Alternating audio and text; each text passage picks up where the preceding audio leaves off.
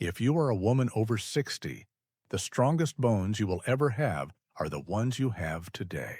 From now on, every single day, they get thinner, weaker, and closer to breaking. You've been told to walk more, drink your milk, take your calcium. But walking doesn't send a strong enough signal to bone. Milk alone won't stop the loss. And by the time a scan catches it, years of density are already gone. Here's what almost no woman over 60 is told. There are 3 simple exercises, no gym, no weights, no floor work, that together protect the exact 3 things that fail first after 60. Your bone strength, your side-to-side balance, and your body's ability to react before you hit the ground. By the end of this video, you will know exactly what these 3 exercises are, how to do each one safely from the easiest version to the most challenging, the mistakes that ruin them, and how often to do them. Stay with me. Why your body is failing after 60. Let's start with what is actually happening inside your body right now, because most women are never told this clearly. 3 things are quietly breaking down after 60, and they usually break down at the same time. The first is your bones. For most of your life, your bones were rebuilding themselves in the background.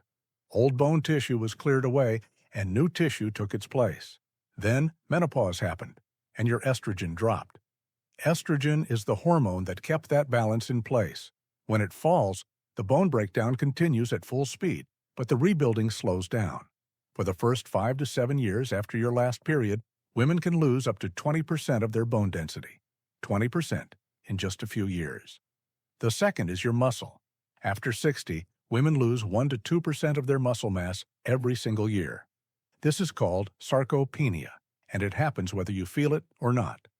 Your legs get quieter, your grip gets softer.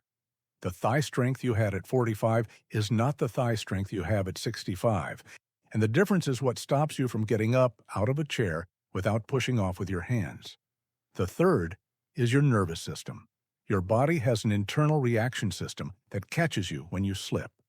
When you were 40, it fired in a fraction of a second. After 60, it slows down.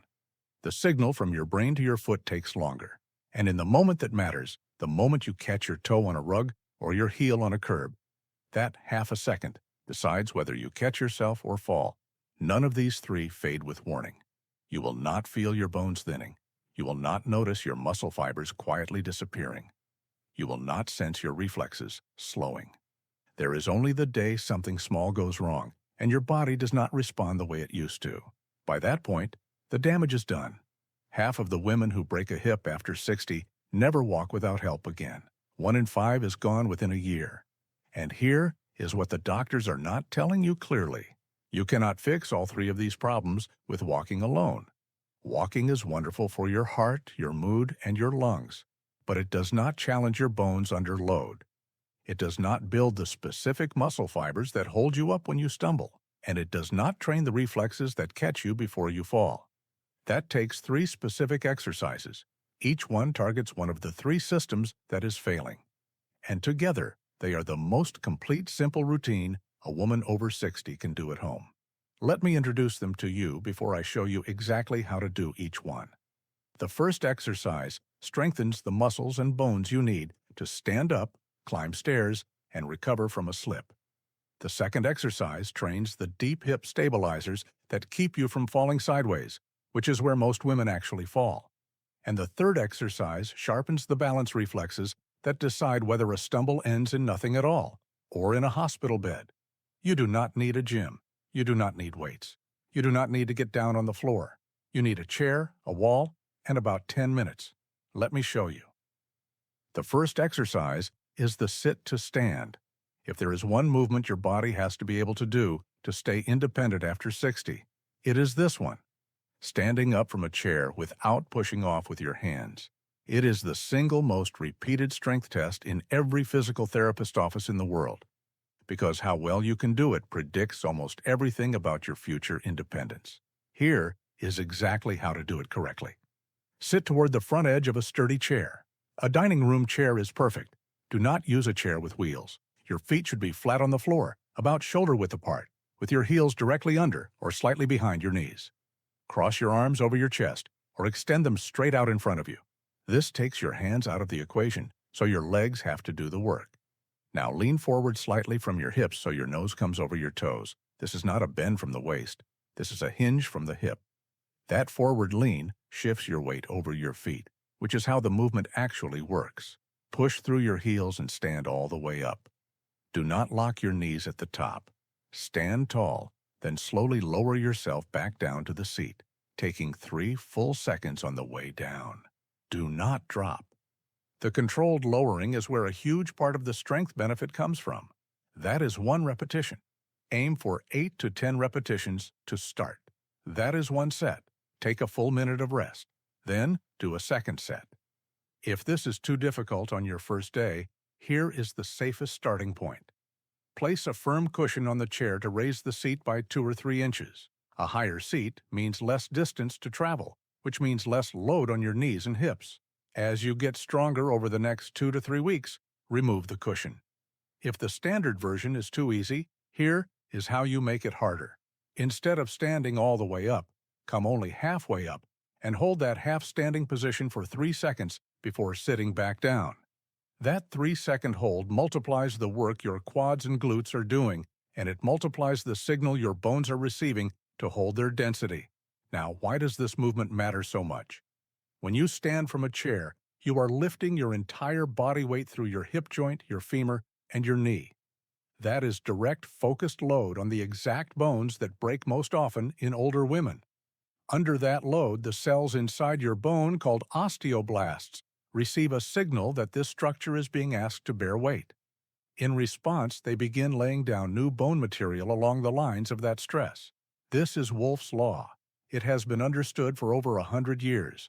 Bones adapt to the loads placed on them, and the sit to stand is one of the safest ways to put load through the strongest bones in your body without setting foot in a gym. The muscle benefit is just as important. This movement trains your quadriceps, your glutes, and your core all at once. These are the exact muscles you use to stand up from a toilet, get out of a car, rise from a couch, and catch yourself when you feel your balance shift. The stronger these muscles are, the less you have to think about any of those daily moments. Now the 3 most common mistakes I see. First, using your hands. If you push off the armrests or off your thighs, your legs do not have to work, and you get almost no benefit. Cross your arms over your chest and let your legs do the job. Second, letting your knees cave inward. As you stand up, your knees should track directly over your second toe, not drift inward. If they collapse toward each other, you lose the hip load. Fix it by pretending you are gently pushing your knees outward as you rise. Third, dropping down instead of lowering under control. The lowering phase is where half the strength benefit lives. Take 3 full seconds. Feel your muscles working the whole way down. Do this movement 3 days a week to start on non-consecutive days. Give yourself a day of rest between sessions. Your muscles do not grow during the exercise, they grow during the rest. The second exercise is the standing side leg raise. This exercise looks small. That is why almost no one takes it seriously. But if I could pick just one movement to protect a woman over 60 from the most dangerous kind of fall, it would be this one. Here is why it matters so much. Most people assume that when a woman over 60 falls, she trips forward or she loses her balance backward. That is not what usually happens. Most falls in older women are sideways, and the hip that breaks is almost always the one that took the sudden load in the moment of the slip. Your side-to-side stability is what stops that from happening. And the muscles that give you that stability, your gluteus medius and your deep hip stabilizers, are the exact muscles the standing side leg raise trains. Here is exactly how to do it. Stand tall behind a sturdy chair. Rest your fingertips lightly on the back of the chair for balance. Do not grip it. The chair is a safety net, not a support. Your feet should be about hip-width apart. Your posture should be tall, with your shoulders relaxed and your core lightly braced. Now, keeping your leg completely straight, slowly lift your right leg out to the side. Only lift it about 6 to 12 inches off the floor. That is enough. If you lift higher than that, you start to lean sideways, and other muscles take over. Hold at the top for 2 seconds. Then lower your leg slowly back down. Do not swing. Do not use momentum. The whole movement should be slow and controlled. That is 1 repetition. Do 8 to 10 repetitions on your right leg. Then switch and do the same on your left. That is 1 set on each side. Do 2 sets, resting 30 seconds between them. If this is too difficult on your first day, hold the chair with your whole hand for extra support and lift your leg only 2 or 3 inches. Any lift at all begins to activate the hip stabilizer. As you get stronger, reduce your grip and lift a little higher over the following weeks. If the standard version is too easy, hold the top position for 5 seconds instead of 2 and let go of the chair completely. Standing on one leg while the other lifts to the side forces every muscle in your standing hip to work harder to keep you upright. Now, why does this small movement matter so much? The muscles you are training here, particularly your gluteus medius, are what keep your pelvis level when you stand on one leg. Every single step you take is technically a moment of standing on one leg, which means every step you take all day is a moment your gluteus medius is either doing its job or failing to. When it fails, your pelvis drops on the unsupported side, and that drop is the biomechanical signal that a fall is beginning. Strengthening this muscle changes the way you walk without you even noticing. Your steps get more stable, your balance shifts, feels smaller, and the moment your foot lands on uneven ground, your hip has the strength to hold you upright instead of letting you tip. Research on targeted hip strengthening in women over 65 has consistently shown improvements in single-leg stability and reduced fall risk. This is the exercise the research points to. Now, the 3 most common mistakes. First, leaning to the side. If you tilt your upper body away from the lifting leg, your obliques take over and your hip does almost no work. Keep your torso completely vertical. Only your leg moves. Second, swinging the leg. If you use momentum to fling your leg out to the side, you get no strength benefit. Slow and controlled is the entire point. Third, gripping the chair for dear life. The chair is a safety net. If you clamp onto it, you take the load off your standing leg, and you get almost no balance training. Fingertips only, once you feel steady. Do this movement 3 days a week on the same days as your sit to stand. 10 minutes total for both. The third exercise is the single leg standing. This one is deceptively simple. Stand on one leg, that is it. But behind that simple movement is one of the most powerful pieces of research in senior health of the last decade. In 2022, a study was published in the British Journal of Sports Medicine by Dr. Claudio Araujo and his colleagues. They followed nearly 2,000 adults between the ages of 51 and 75 for over 7 years. What they measured was simple. Could each person balance on one leg for 10 seconds without holding on to anything? The people who could not do it were nearly twice as likely to die within the study window compared to those who could. Nearly twice as likely, from something as simple as balancing on one leg for 10 seconds. The single-leg stance turned out to be one of the strongest predictors of survival in older adults that researchers had ever measured. That is not a random correlation. Balance is a full-body function.